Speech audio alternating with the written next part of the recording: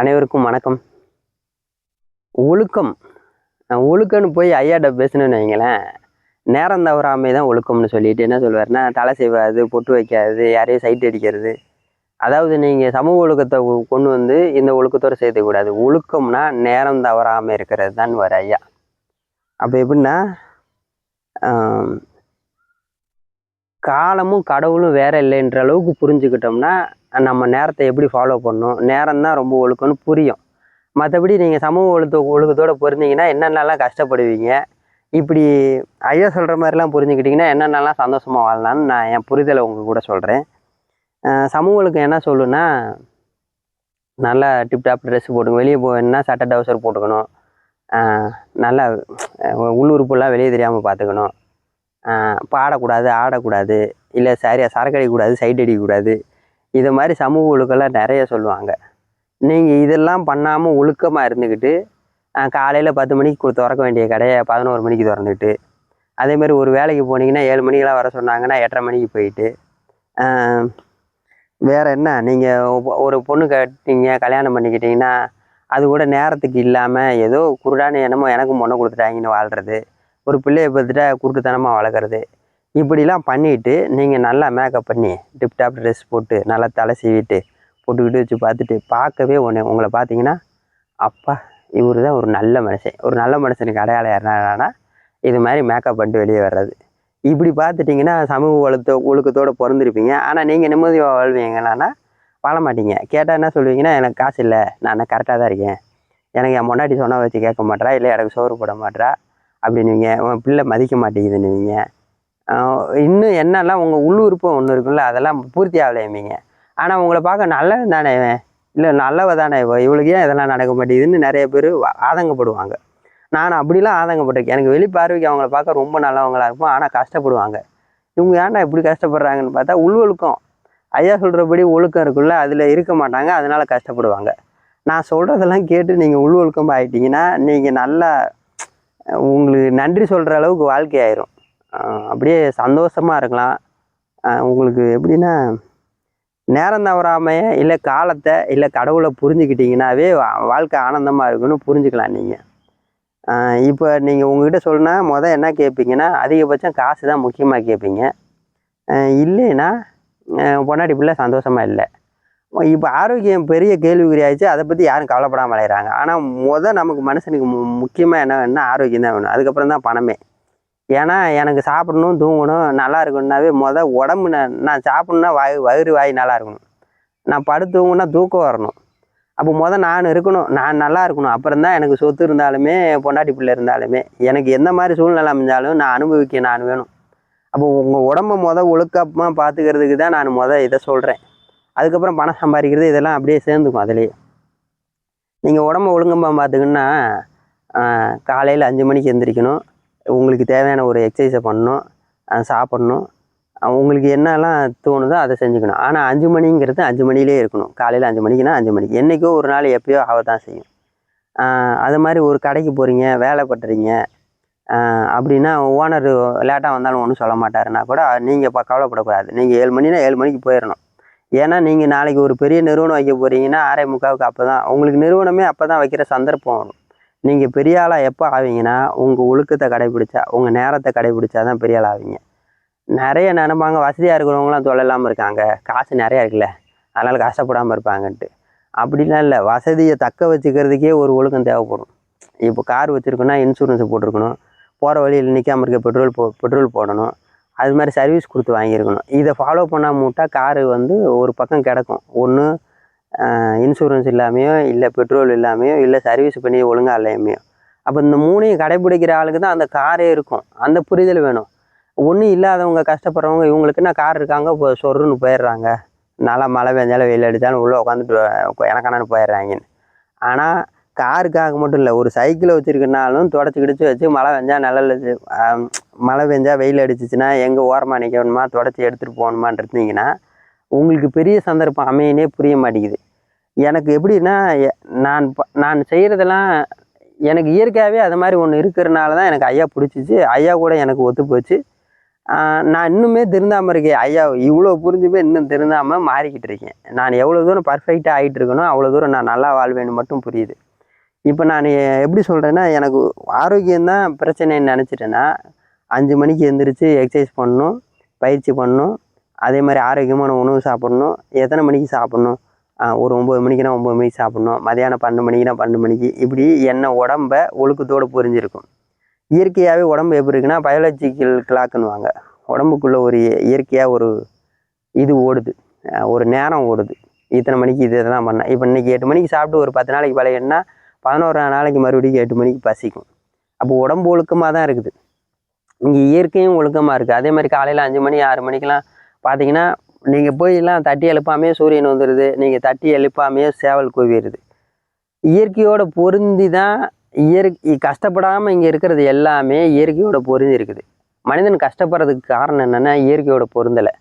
அப்போ நான் 5 மணிக்கெலாம் எந்திரிச்சிடணுன்றீங்களே, நான் நைட்டு 12 மணிக்கு தான் படுத்துவேன், இல்லை 2 மணிக்கு தான் வேலை வைப்பேன், இல்லை 5 மணிக்கு தான் ரிட்டன் வந்து படுப்பேன்றவங்களுக்கு நீங்கள் இந்த மாதிரிலாம் ஒரு ஆஃபீஸுக்கு போகணுன்னு ஒரு ஆள்கிட்ட நேரத்தை சொல்லியிருக்கோம்.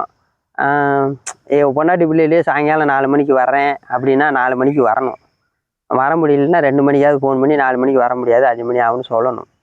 அது மாதிரி நேரத்துக்கு நீங்கள் ஆஃபீஸுக்கு போகணுன்னா 8 மணிக்கு போகணுன்னா 7:45 போகணும். அங்கே ஒரு 5 நிமிஷம் முன்னாடியாவது, 5 நிமிஷம் லேட்டாக 5 நிமிஷம் முன்னாடி பரவாயில்ல. ஆனால் டயத்தை ஃபாலோ பண்ணணும், நேரம் தான் கடவுள் அப்படின்னு புரிஞ்சுக்கிட்டிங்கன்னா இயற்கை ஒழுக்கத்தோடவே நம்ம பொருந்திடுவோம்.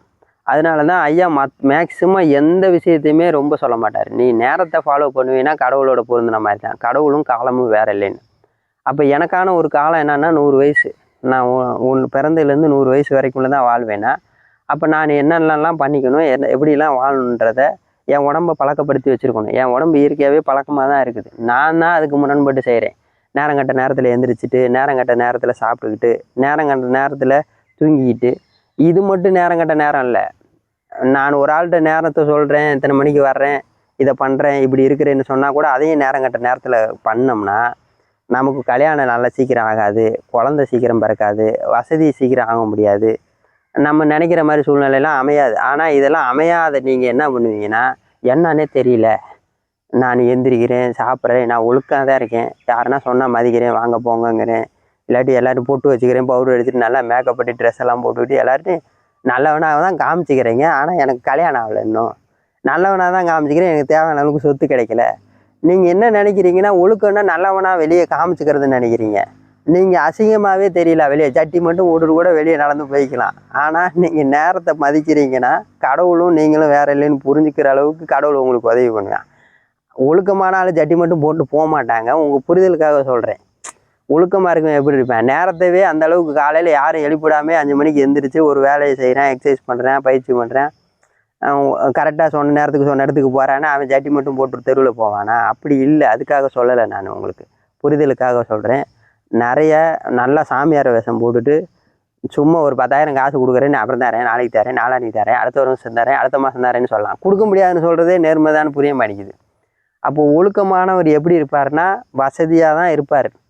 கல்யாணம்லாம் ஆயிருக்கும், குழந்தையெல்லாம் பிறந்திருக்கும், சொத்தெல்லாம் சேர்ந்துருக்கும். ஏன்னா அவர் இயற்கை ஒழுக்கத்தோடு பொருந்திருக்காரு, கடவுளோட பொருந்திருக்காரு. அப்போ கடவுளும் காலமும் வேற இல்லைன்னு எப்போ புரியுன்னா, நீங்கள் ஐயாவை பார்த்து பயிற்சிலாம் வாங்கி உபதேசம் வாங்கி பயிற்சி நல்லா பண்ணிக்கிட்டே வந்தீங்கன்னா, போராடாமல் சொத்து சேர்த்துட்டு, போராடாமல் கல்யாணம் பண்ணி, போராடாமல் சந்தோஷமாக வாழ்ந்து நிறைவடைஞ்சிடலாம். ஆனால் ஒழுக்கமாகவும் இருப்பாங்க ஒரு பாதிக்கு பேர். அப்போ கூட நீங்கள் அப்படின்னா அவரை பார்த்தா தான் ஒழுக்கமாக இருக்க முடியுமான்னு நான் சொல்கிறத வச்சு நீங்கள் ஒழுக்கமாக இருந்துக்கலாம். ஆனால் முழுமையாகுமான்னு அப்புறம் தான் உங்களுக்கு தான் கண்டுபிடிச்சிக்கணும். ஏன் நான் சொல்கிறேன்னா, கலைஞர் கருணாநிதி ஐயா அவர் காலையில் 5 மணிக்கெலாம் எழுந்திரிச்சு முரசொலின்னு பத்திரிக்கை எழுதுவாராம். டெய்லியும் அவர் சாகிற காலம் வரைக்கும் அதை எழுதுன்னு கேள்விப்பட்டேன். அவர் யார் எந்திரிக்கிறாங்களோ இல்லையோ அவர் டயத்துக்கு எந்திரிச்சிருவாராம். அதனால தான் உதய சூரியன் கூட அதெல்லாம் ஃபாலோ பண்ணுறதுக்காக சொன்னாங்க. நேரத்தை அவ்வளோ கரெக்டாக ஃபாலோ பண்ணுவாராம். அப்போ அவர் எப்படி வாழ்ந்துட்டு போனார்னா, நல்லா கல்யாணம் பண்ணி குழந்தை குட்டின்னு பெற்று நல்லா வசதியாக ஒரு 10 தலைமுறைக்கு சொத்து சேர அளவுக்கு ஒரு ஆளோட ஒழுக்கத்தில் வந்திருக்குது. அப்போ நீங்கள் ஒரு ஆள் ஒழுக்கமாக இருக்கிறனால உங்கள் தலைமுறையே வாழணுன்றதை புரிஞ்சுக்கணும். நான் என்ன சொல்கிறேன்னா, இவங்க மட்டும் இல்லை, பெரிய சயின்டிஸ்ட்டு, பெரிய விஞ்ஞானிங்க, பெருசாக கண்டுபிடிச்ச எல்லாரும் ஒழுக்கத்தை ஃபாலோ பண்ணவங்களாக இருக்கும். நான் அவங்கள தாண்டி அவங்கெல்லாம் நிம்மதியாக நிறைவாக வாழ்ந்தாங்களான்னு எனக்கு தெரியாது. ஆனால் ஓரளவுக்காவது ஒழுக்கத்தை ஃபாலோ பண்ணி தேவையை பூர்த்தி பண்ணிவிட்டாங்க. நான் என்னன்னா, நீங்கள் ஒழுக்கத்தை ஃபாலோ பண்ணிகிட்டே வாங்க. ஐயா பேச்செல்லாம் முடிஞ்சால் கேட்டு பாருங்கள். நீங்கள் உங்கள்கிட்ட பணமும் சேரும், எல்லா சூழ்நிலையும் அமையும். ஆனால் ஒரு வேளை அதெல்லாம் சூழ்நிலையெல்லாம் கம்மியாக தான் இருக்குது. ஏதோ தேவைக்கு கிடைக்குது, சாப்பிட்றேன், தூங்குறேன், நல்லா இருக்கேன், பொண்டாட்டி உள்ளே இருக்கேன். அப்போ கூட உங்கள் 100 கோடி சொத்து இருக்கிறவர் அப்படி நிம்மதியாக இருக்க மாட்டார். ஒரு 4-5 பொண்டாட்டி கட்டிட்டு அலையிறவர் அப்படி நிம்மதியாக இருக்க மாட்டார். எப்படி சொல்கிறது, ஒரு 10-20 காரை வச்சுருக்கிறவர் அவ்வளோ நிம்மதியாக இருக்க மாட்டார். நீங்கள் இருக்கிறதுலையே நிம்மதியாக ஆகிற மாதிரி சந்தர்ப்பம் எப்போ நடக்குன்னா 100% ஒழுக்கமாக இருந்தீங்கன்னா நடக்கும். அது ஐயாட்ட தெரியும். அப்படியே இப்போ கூட அவர் சொத்து இல்லை மற்றதெல்லாம் கவலைப்பட மாட்டார், சந்தோஷமாக வாழ்ந்துட்டு இருக்காரு. அவர் ஒழுக்கம்னா எனக்கு சிவகங்கை ஐயாவை தான் சொல்லுவேன். அதை மாதிரியா ஒழுக்கத்தை இருப்பார். 4 மணின்னா 4 மணிக்கு இருப்பார். ஒரு ஆள் யாருக்காகவும் ஒரு 10 நிமிஷத்தை லேட் பண்ண மாட்டார். ஒரு இடத்துக்கு சத்சங்கமே வராரு, இல்லை ஒரு 40 நாள் கிளாஸ் போகணும், இல்லை 100 இடத்துக்கு போகணுன்னாவே அவங்களுக்கு முக்கியமான ஆள் போய் உட்காந்துருக்காங்க அப்படின்னா கூட எனக்கு டைம் ஆயிடுச்சுங்க, நான் அங்கே போகிற வேலை இருக்குன்னு கிளம்பிடுவார். 10 மணி டைம்னா 9:55க்கு இங்கே எவ்வளோ முக்கியமான ஆள் இருந்தாலும் நான் அதை போய் பார்க்கணும் பார். அப்போ காலத்தை எவ்வளோ மதிக்கிறாருன்னா, கடவுளும் காலமும் வேற இல்லைன்ற அளவுக்கு மதிக்கிறாரு. நான் காலத்தை மதிக்கலைன்னா கடவுளை மதிக்கலைன்னு அர்த்தம், கடவுளை மதிக்கலைன்னா என்ன மதிக்கலைன்னு அர்த்தம். அப்போ அதுவே பேரானந்தத்தை கொடுக்கும். நான் காலமும் என் நினப்பும் நான் சொன்னதும் ஒற்று போச்சுன்னா 3மே கடவுளுக்கும் நானும் வேற இல்லைன்ற அளவுக்கு உணர்தல். அது அந்த அளவுக்கு புரிதல். அந்த அளவுக்கு தான் நானும் முயற்சி பண்ணுறேங்க. நான் எனக்கு புரியறதுனால உங்கள்கிட்ட பேசுகிறேன். எனக்கு என்னென்னா, இப்போ காசோ சூழ்நிலையில் எல்லாம் நடக்குது, அதுக்கு காரணம் காலம்தான் புரியுது. இன்னும் நான் எவ்வளோ தூரம் நேரமும் நானும் ஒன்றா ஆகிறோமோ அவ்வளோ தூரம் நான் ஆனந்தமாக வாழ்வேன்னு புரியுது. நீங்கள் வேறு ஏதாவது பேசிக்கிட்டு யாருன்னா பார்த்து பொறாமல், யாருன்னா கொடுத்து உதவுவாங்க, காசு கொடுப்பாங்க, பொண்ணை கொடுப்பாங்க, ஏதோ பண்ணுவாங்கன்னு நினப்பில் உங்கள் காலத்தை மதிக்காமல் நீங்கள் நடந்தீங்கன்னா உங்களுக்கு பொண்ணு கொடுத்தாலும் நீங்கள் நிம்மதியாக வாழ மாட்டீங்க. உங்கள்கிட்ட 100 கோடி 50 கோடி சொத்து கொடுத்தாலும் உங்களால் நிம்மதியாக இருக்க முடியாது. ஏன்னா நீங்கள் எனக்கென்னான்னு படுத்து எனக்கென்னா எந்திரிக்கிற ஆளுக்கு எப்படி பசிக்கும், எப்படி ருசிக்கும். அப்போ பொண்ணு கொடுத்தாலும் கொடுத்துட்டு ஆமாம் ஒரு 10 நாள் 15 நாள் கழித்து கல்யாணமே பண்ணக்கூடாதுன்னு வைங்க. இதெல்லாம் யாருன்னா ஒழுக்கம் கெட்டவங்க. அப்படியே 10 வருஷம் கழிச்சு கூட பொண்ணை அப்படியே ஆனந்தமாக பார்க்கணும், எனக்காக ஒரு பொண்ணை கொடுத்துருக்காங்கன்ற அளவுக்கு. அப்போ நீங்கள் ஒழுக்கத்தை கடைப்பிடிச்சாதான் அப்படி பார்ப்பீங்க. ஒரு 10 ரூபா 100 ரூபா ஒரு 5000 ரூபா காசு இருந்தாலும் அப்பா கடவுள் எனக்காக கொடுத்துருக்கேன். எப்போனா ஒழுக்கத்தை கடைப்பிடிச்சா, யாரெல்லாம் நேரத்தை கரெக்டாக பர்ஃபெக்டாக கடைப்பிடிக்கிறோமோ எனக்கு தெரிஞ்சு அவங்க ஜீவசமாதி, அதாவது சாவர காலம் நிம்மதியாக போய் குழியில் உட்காந்துடலாம் நான் ஐயா சொல்கிறல அந்த இடத்த பிடிச்சிடலாம் நான் நம்புகிறேன். அதுக்கு தான் நான் பர்ஃபெக்டாக ஆகிக்கிட்டும் இருக்கேன்.